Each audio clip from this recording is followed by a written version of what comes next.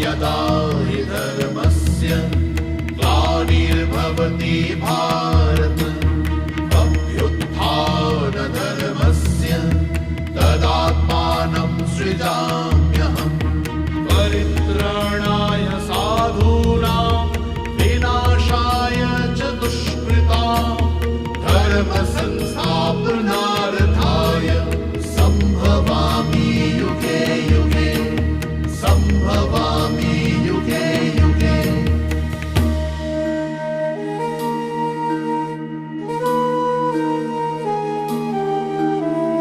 यदा यदा हि धर्मस्य ग्लानिर्भवति भारत अभ्युत्थानधर्मस्य तदात्मानं सृजाम्यहम् परित्राणाय साधूनां